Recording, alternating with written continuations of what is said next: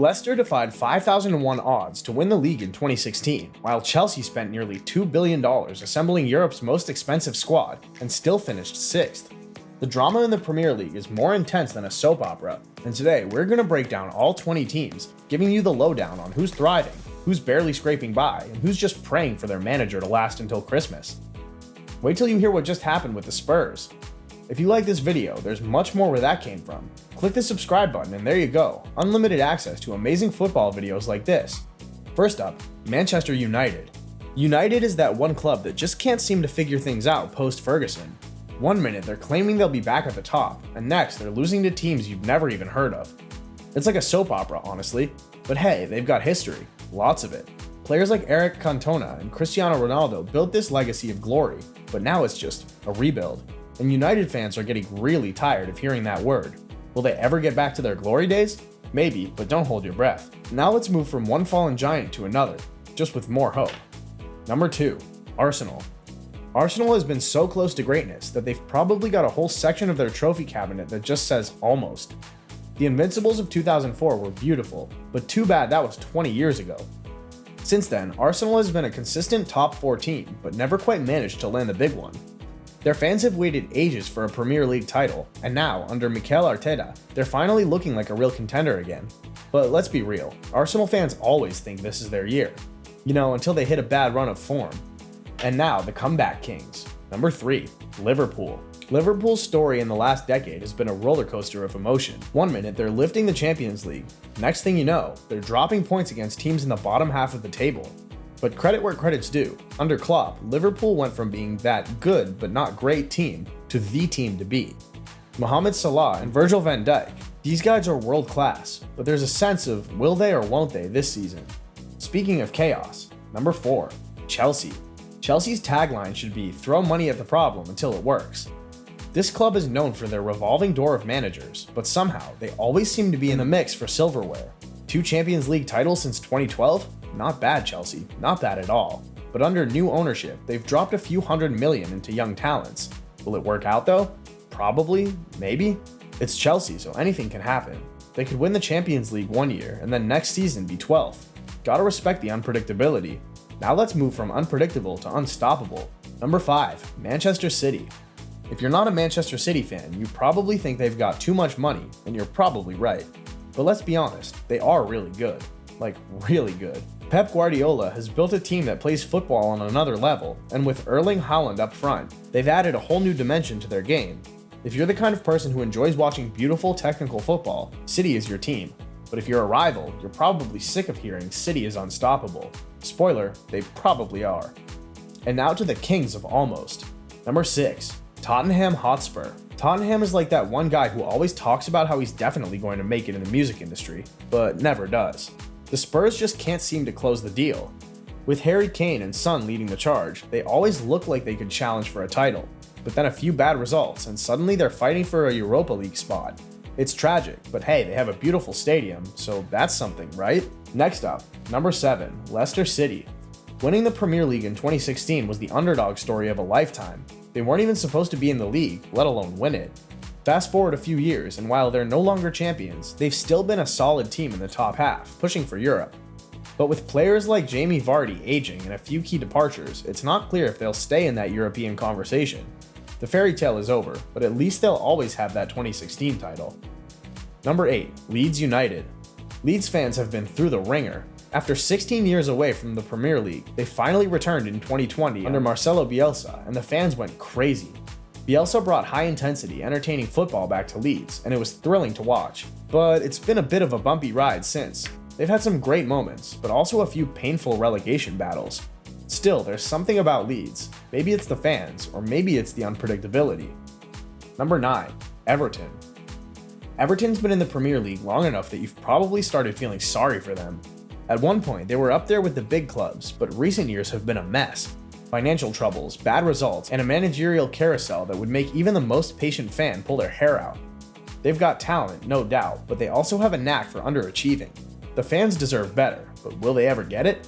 Now let's head to London for a team that never quits. Number 10, West Ham United. West Ham United, for all their shortcomings, always seem to be the team you can count on to have a go at the big boys. Under David Moyes, they've exceeded expectations and somehow managed to mix some old school grit with a bit of flair. Declan Rice has become a star, and the club has been pushing for European spots, which is impressive when you consider their relatively modest budget.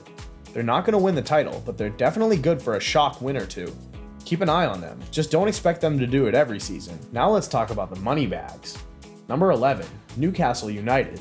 So Newcastle got bought by a group that basically has unlimited money, and overnight they went from meh to wait, are you serious now? They're not quite a super club yet, but the energy shift is real.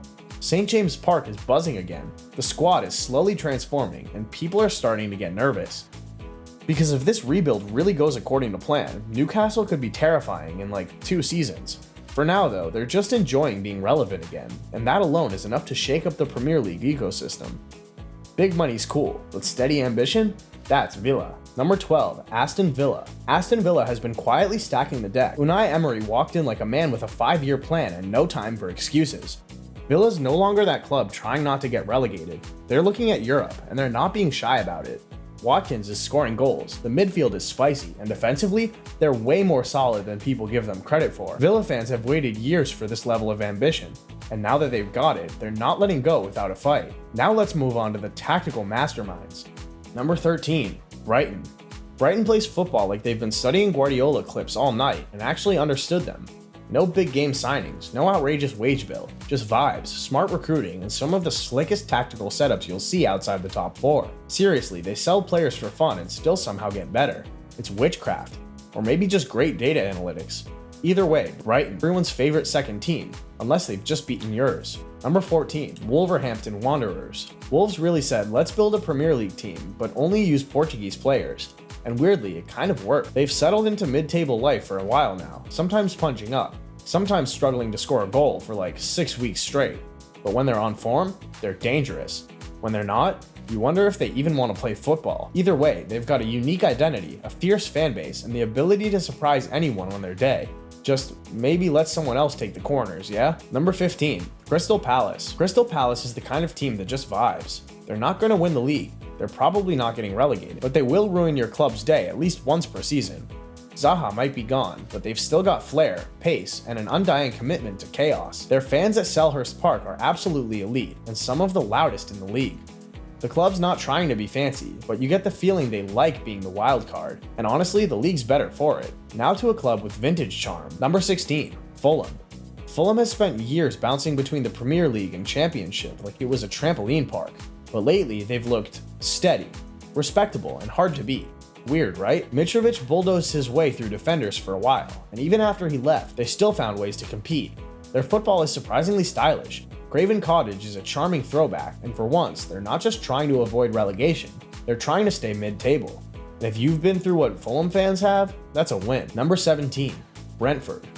Brentford is that kid in class who didn't say much, but always got top grades and somehow beat you in every group project. They run on stats, scouting, and clever tactics. And Ivan Toney, when he's around, adds just the right amount of spice. Brentford doesn't spend big, but they punch well above their weight. They'll beat a top 6 side and go again like it's no big deal. Number 18, Nottingham.